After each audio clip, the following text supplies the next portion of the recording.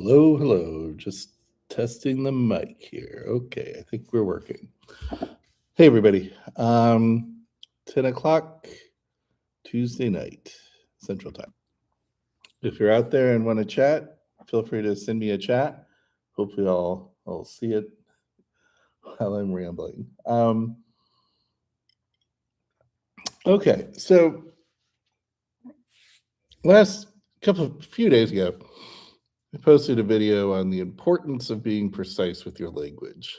Um, and I think that's a very I think that's one of the underappreciated, if not very talked about, uh, not often talked about, um, superpowers of the INFJ personality type. Something that I don't really feel a whole lot of people talk about, but to me, I think it makes perfect sense. And I'll get into that in a second. But I think INFJs are very good with not only language in general, but being precise with language. And again, we could get into it in a minute, but I think it's a combination of having that NITI duo where we we understand the meaning of what's being said, but we also understand the technicality. With our TI, we understand the technicality of whether or not the words are saying what they're intended to say, but our NI is telling us what the person means. And so in a way, it's a very good bullshit detector, right? We know when somebody's being weaselly with their language, where they are saying something and they want us to come away with a particular interpretation, or they want to convey one meaning, but they are technically saying it in a way where it could be interpreted a different way. And so if they were ever pushed on it, they could always say, well, technically what I said was this. Yes, you might have interpreted it, in such and such way, but I technically didn't say that, right? And we're going to talk about that in detail here because since the last video I posted about the importance of being precise with language, we got we got to see Bill Clinton, who is the master of weaselly language. We'll get into that. But he's the master of weasel language. And he had his testimony with the congressional oversight, or forget which committee, subcommittee, judicial committee, some sort of congressional committee. He testified in front of them under oath, under threat of perjury, about the Epstein case and his involvement or lack thereof, so he claims, um, with the goings on with Jeffrey Epstein.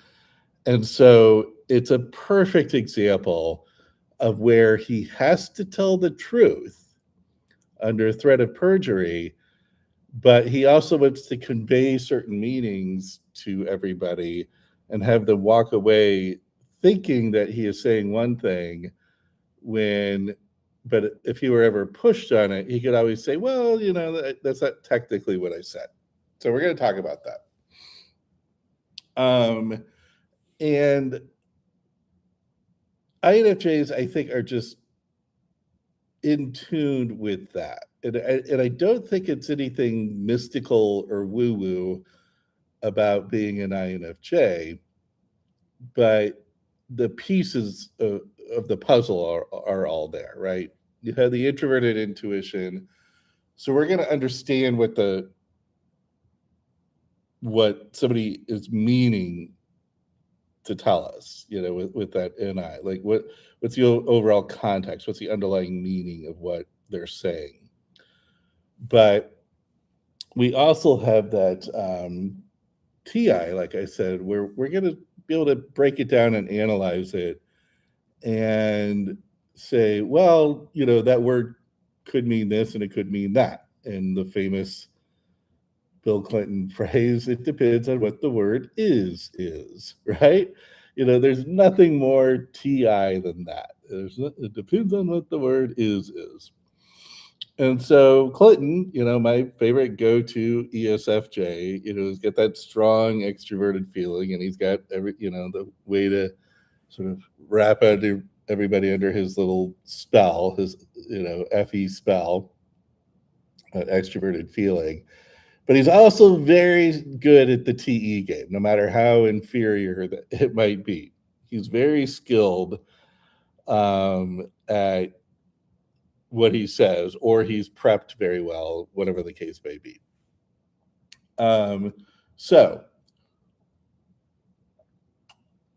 I guess this is the other side of the coin of being precise with language. So INFJs, again, I think it is one of our underrated superpowers that doesn't get brought up a whole lot. But and I think it also sort of contributes to why we like MBTI and personality types and stuff so much, is because we're very good at sort of analyzing and breaking things down into their boxes, and that's basically what personality types is breaking things down in that TI kind of way.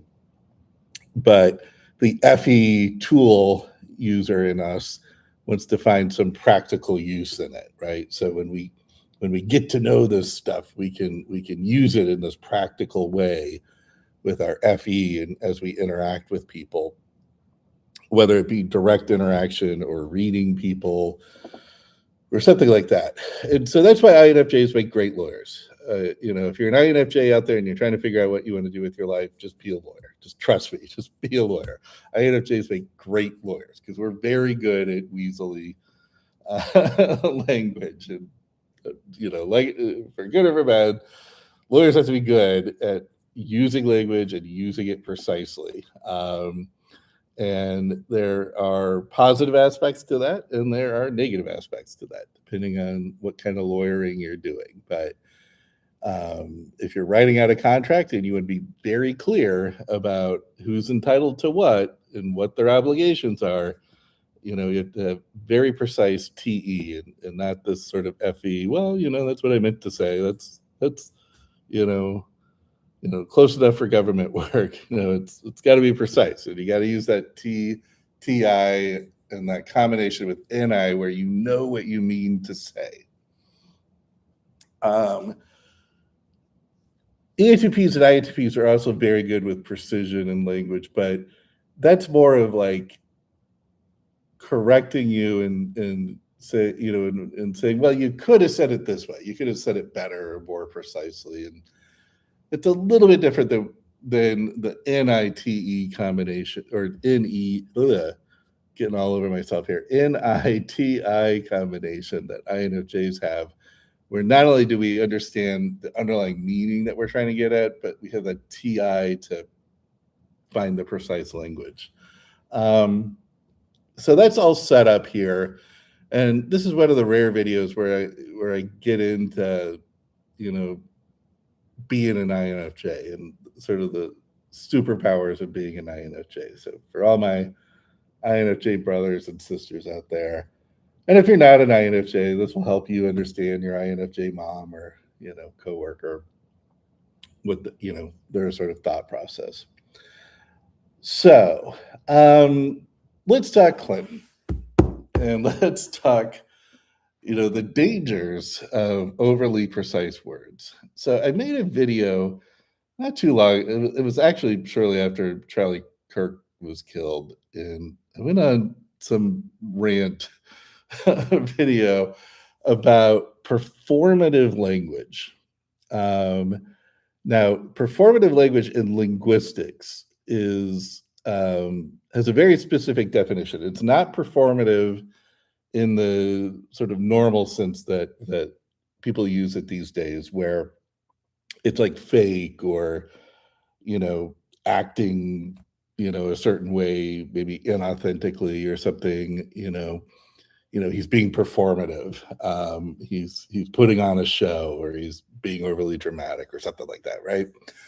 Um, Performative language in the linguistic sense had a very different um, meaning, and it's about language that when it is said, it has an actual effect in the world. It creates a an actual state of the world. So the famous example is a priest saying, "I now pronounce you man and wife," right? So those are just words, but when a priest says it in a wedding ceremony, it actually creates a state of the world, right? That language actually creates a married man and wife. If you follow the religion, or at least accept it, or acknowledge it. So, if a priest says that to a couple in a wedding ceremony, people are going to recognize them as man and wife going forward. And the legal world is full of this. The deed to your house or the deed to your property, it's just language on a sheet of paper, but that language on the sheet of paper actually creates a state of reality. You now own that property, and all of the rights and all of the obligations associated therewith, right? And without that language, you wouldn't own that property. Um, Unless you go through a court battle of, you know, different facts and circumstances that would grant you ownership of the property without the deed, but that's a very rare case. In general, you don't own the property unless you have words on a page that say you own that property, right?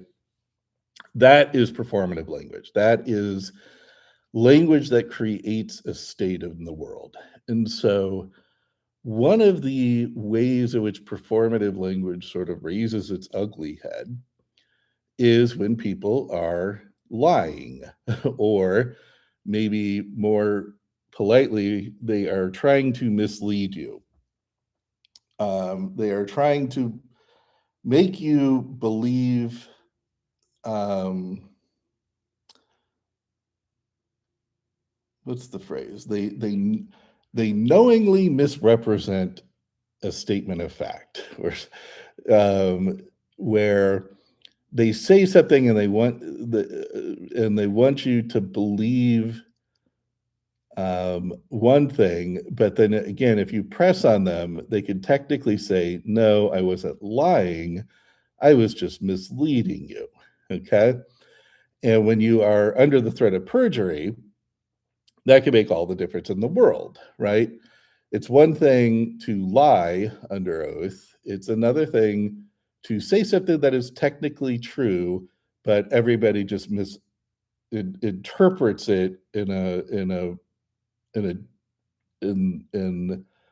in a certain way, but they could have interpreted it a different way. So here's the classic example of performative language doing that. So when Clinton was first accused of the whole Monica Lewinsky affair, he vehemently came out and denied it. And this is before the dress was found, right? At which point, he had to sort of, you know, come out and and and and then and fully admit the truth. However, when he was in those few days when he was just vehemently denying it and trying to convince everybody that he didn't have an affair, he famously said, "I did not have sexual relations with that woman." Right? That is the famous Bill Clinton line when it came to Lewinsky.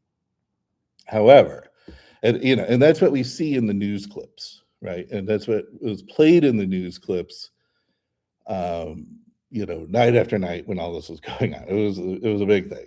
It was the only thing on the news for weeks, and they kept playing that clip. "I did not have sexual relations with that woman." Okay, So if you only heard that part of the statement, you would think, okay, he is affirmatively denying that he had sexual relations with that woman. Now we could sort of go back and forth what he meant by sexual relations, right? That's kind of a vague concept, right? It can be very broad or very narrow. But let's put that aside for a second. What the clips typically don't show you, and you could go back and if you watch the full sort of conference that he had, or at least the 30 seconds before that famous statement, you'll hear the exact phrase that he said. And the exact phrase that he said was, I want the American people to know, and I will say it again. I did not have sexual relations with that woman, Miss Lewinsky. That is very different, okay?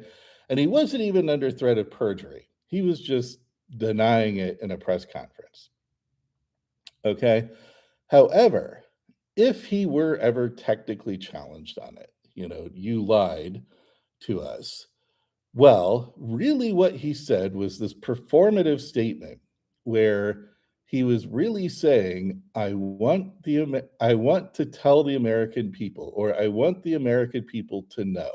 I forget exactly the phrase. I went back and looked at it, and since then I've already forgotten. But I think it was, I want the American people to know, and I will say it again.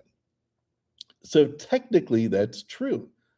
He wants the American people to know that he did not have sexual relations with that woman. So that is technically true. Or if he had said, uh, the other way around. Sorry, I'm blanking on what he might have said. But go back and listen to it, and you'll see what I'm talking about. The exact wording, because he's basically taking that statement that he wants you to walk away with, thinking that is his assertion of fact, and he's plugging it into a bigger statement that is basically just saying, hey, I want you to know I didn't have sexual relations with that woman. Or I'm going to tell you I didn't have sexual relations with that woman. And when you take the full phrase, that is a true statement. I want you to know. I do, in fact, want you to know that. Now, the fact that it doesn't happen to be true is beside the point. I want you to know that I didn't have sexual relations with that woman. Or if he had said something like, you know, I'm going to tell the American people, and I will say it again. I did not have sexual relations with that woman. Okay, that's true. I am going to tell the American people I did not have sexual relations with that woman. Hopefully, you get the point. And I know you INFJs out there do. Um, because that is how people lie all the time. And in fact, I would even argue those of you who may lie to people now and again, hopefully not too often, but might find yourself having to lie to somebody, or you might find yourself doing exactly that, saying something like, I promise you I wasn't there. I promise you. And so that's technically true. I'm promising you, even though my promise is going to be is going to be breached, right? Because I wasn't there. If I say I promise you I wasn't there, the statement in and of itself is true. The meaning, if I'm trying to get you to interpret that as it is a statement of fact that I was not there, that's not true. However, I did promise it to you. I just didn't live up to my promise, right?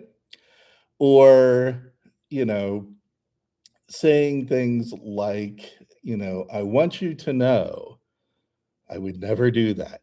Or, So even people, I mean, the first thing you want to look for when somebody is, whether or not somebody's lying, is just the classic non-denial denial, right? Like, I can't believe you would even accuse me of that. Or who do you think I am? Or what kind of person do you think I am? Those types of things where they're responding, but they're not actually denying it. That's the classic not non-denial denial. But then you also have people who are denying it, so to speak. They're saying a statement that sounds like they're denying it, but they have this lead up language that makes their denial, so even though their denial is not true, it makes the total statement true.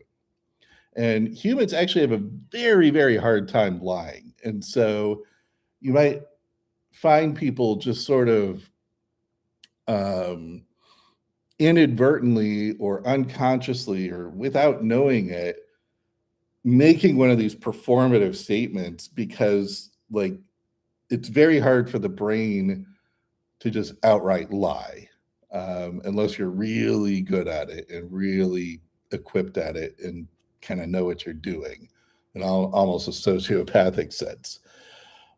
But the average person who doesn't lie a whole lot is very bad at it, and there's plenty of psychology behind that. And cops and FBI agents and everybody, they're very good at picking up lies because people are so bad at it. And they will, and one of the telltale signs is this sort of performative language, like, I need you to trust me. I wasn't there. I want you to know I wasn't there. I will say it again. I wasn't there. Um, where the full statement is true, but it's misleading, right?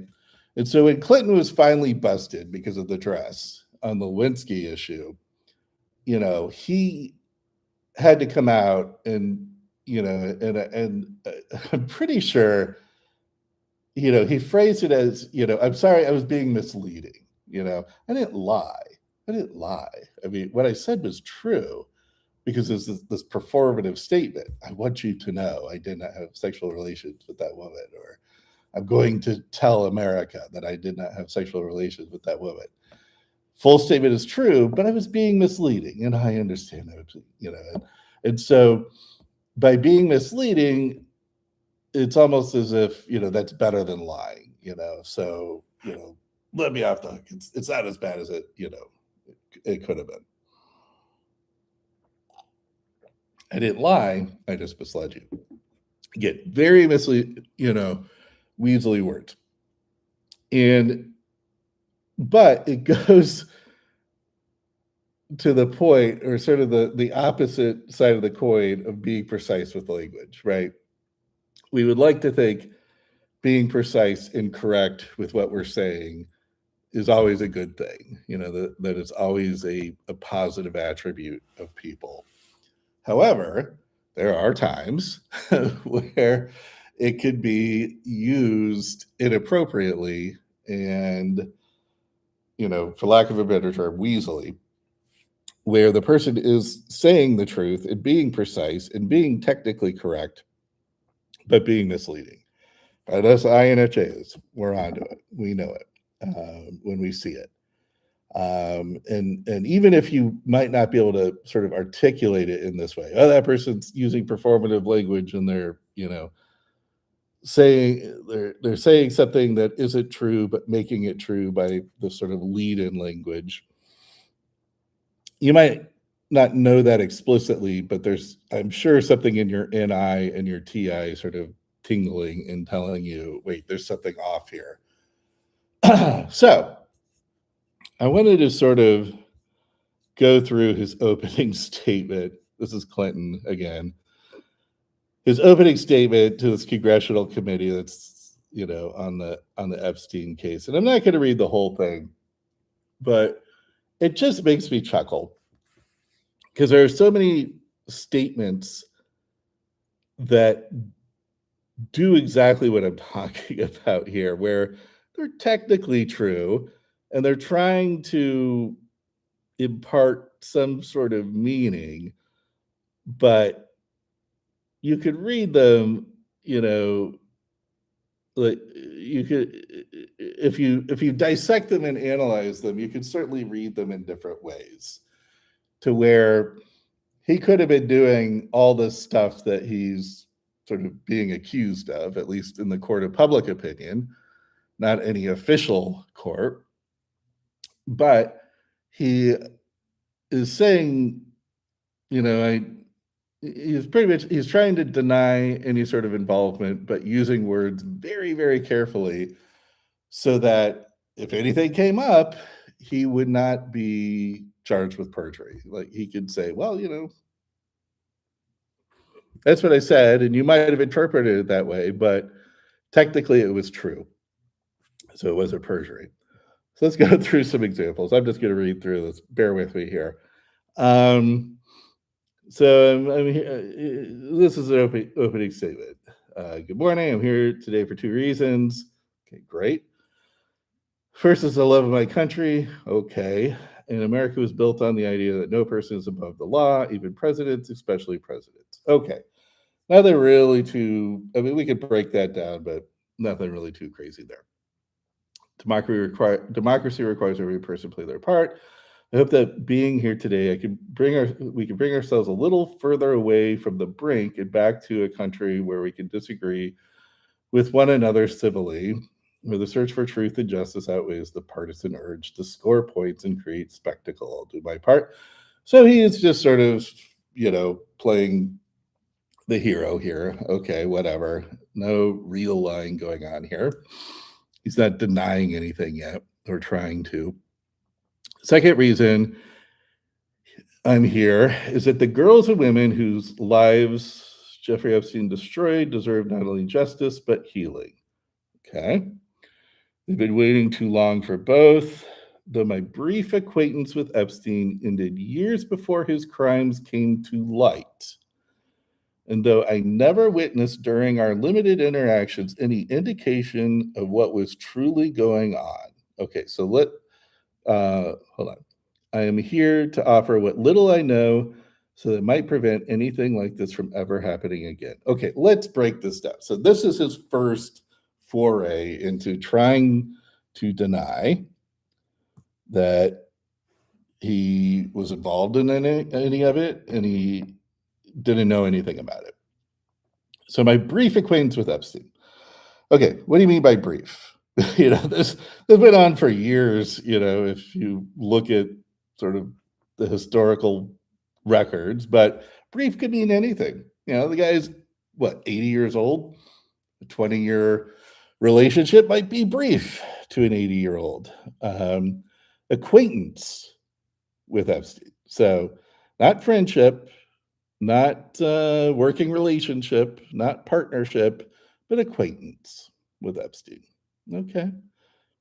Technically, that's true. It probably doesn't fully describe the relationship, but they were acquaintances, so that's true. But here's where he gets a little bit more factual. Ended years before his crimes came to light. Well, what do you mean by came to light? That he was first prosecuted? You know, that happened in 2008, I want to say. So okay, they ended before they came to light. Came to light to whom? To the public, to the courts, to the judicial system, to everybody, to you, Mr. Clinton? What does he mean by came to light? Before his crimes came to light. So I ended my relationship before they came to light. I mean, he could say I knew about them, but nobody else did. So they hadn't come to light yet. I happen to know about them. And so if you ever prove down the line that I knew about them, well, what I'm saying is still true, right? I ended my relationship before the crimes came to light, before other people knew about them, not necessarily me. Okay? That's one way of interpreting it. And though I never witnessed during our limited interactions any indication of what was truly going on. Okay. So I never witnessed.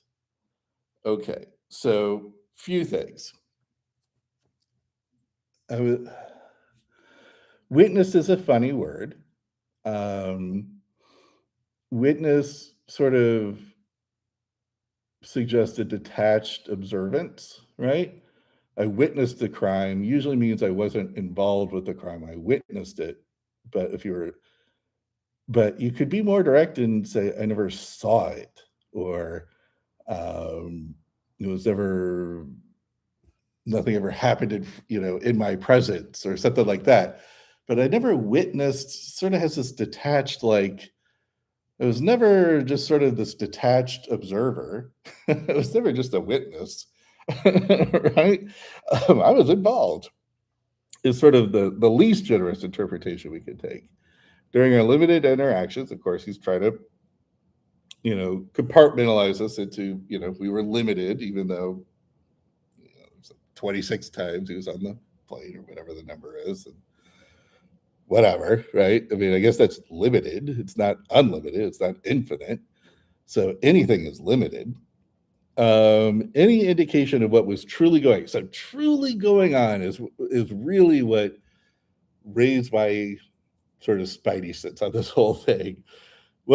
So he's trying to say, I didn't see, or what he wants us to believe is, I didn't see anything during our limited interactions that was an indication of what was truly going on. So there could be a whole lot of things that he knew about, and maybe one or two really crazy extreme things that he didn't know about. And that was what was in Clinton's mind, what was truly going on. Like all this other crazy shit that we were doing that I totally knew about. Yeah, I knew about that stuff, but I didn't know it was truly going on, right? Like the really, really bad stuff. I knew about some of the bad stuff. I knew about some of the criminal activity, and I might have witnessed that, but I didn't know it was truly going on. Right? Very, very interesting word choice. So as opposed to just saying I never saw any criminal activity, and I never participated in any criminal activity while I was with him. So I just didn't know it was truly going on.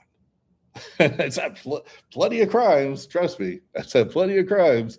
I didn't know what was truly going on. Okay, so I'm here to offer what little I know might prevent anything from this ever happening again. Okay, so he doesn't know much. So that to me is just just such a good example of using this weaselly language to try to impart some sort of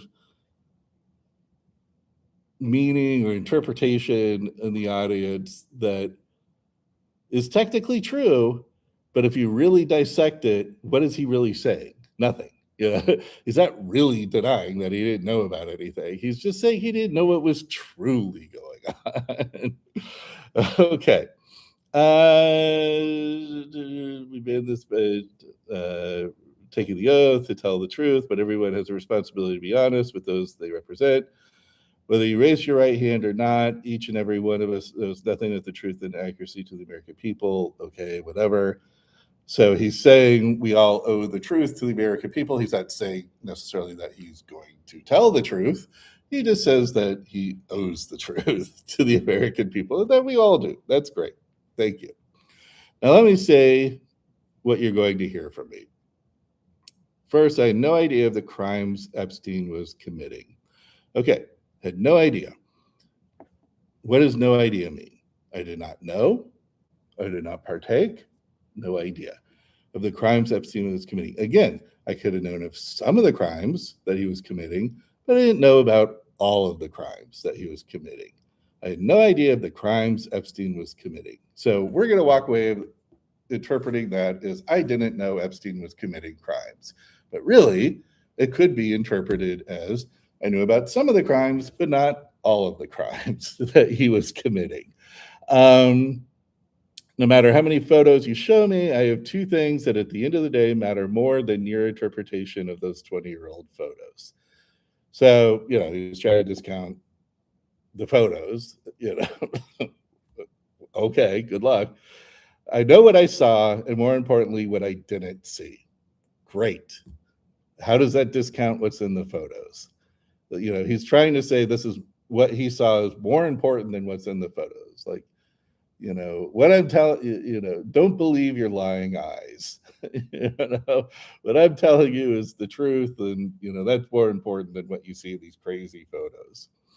Um, and I know what I did, and more importantly, what I didn't do. Okay.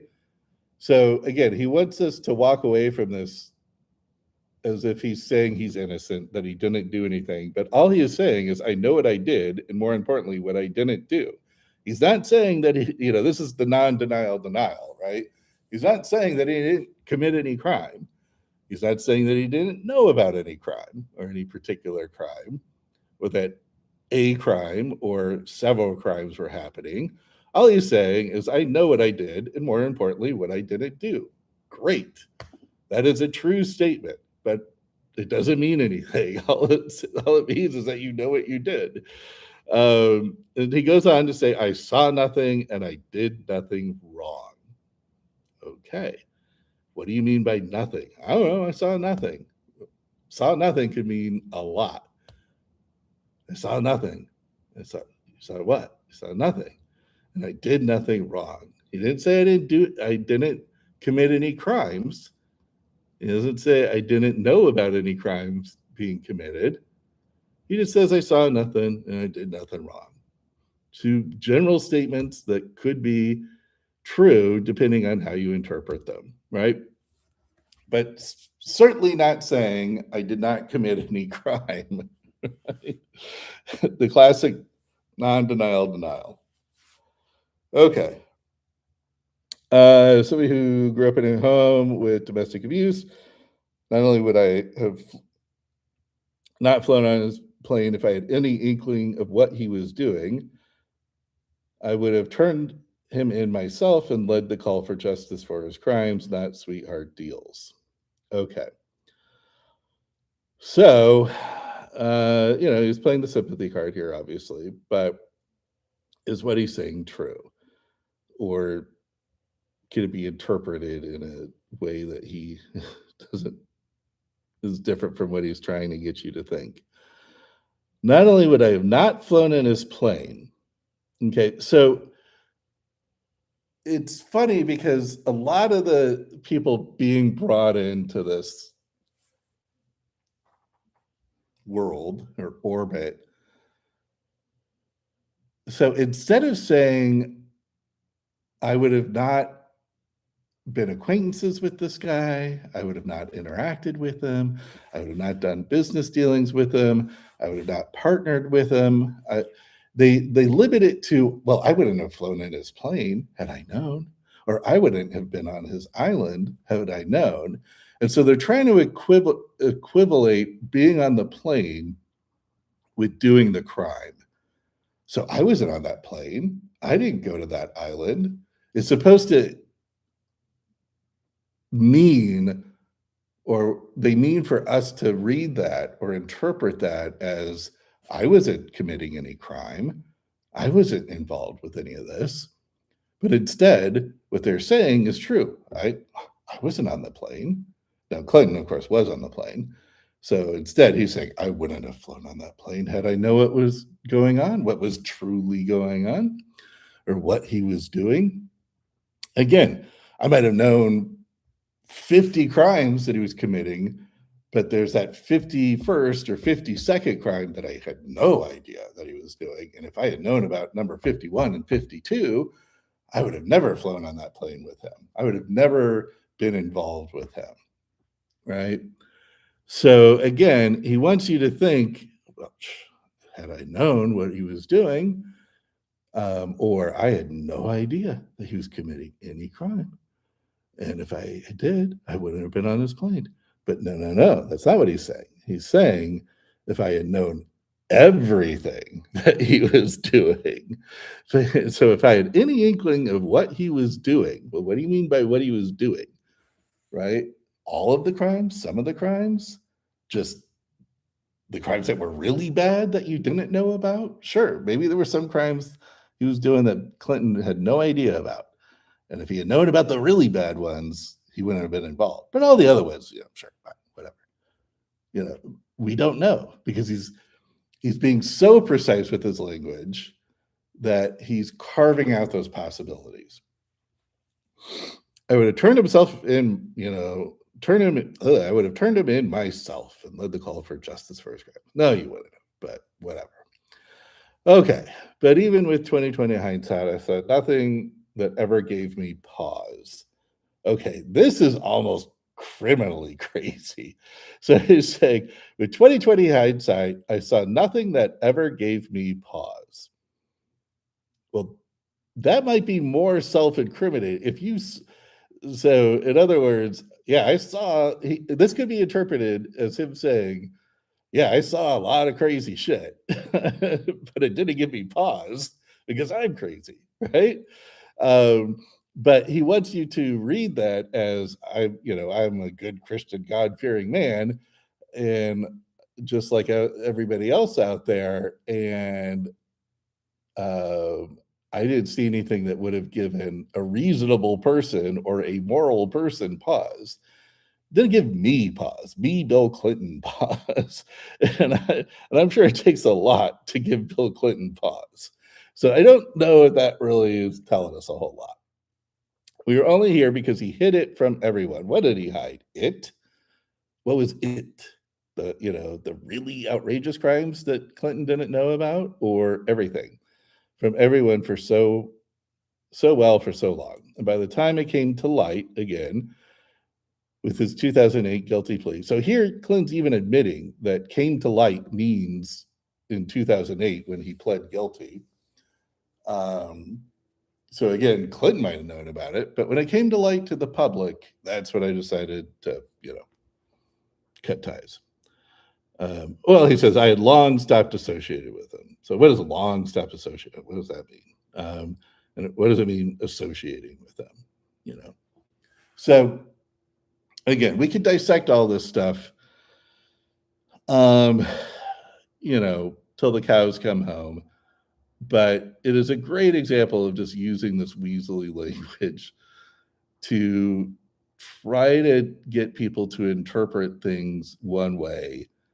But again, he's under the threat of perjury, and this is his opening statement. So it's kind of sworn statement.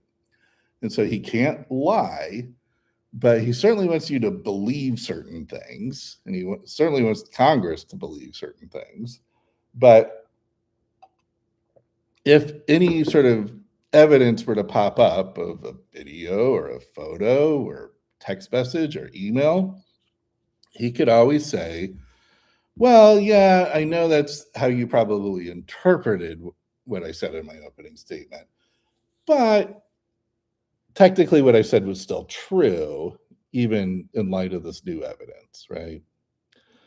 So I encourage you to go back, read it for yourself. He is the best, or one of the best at it.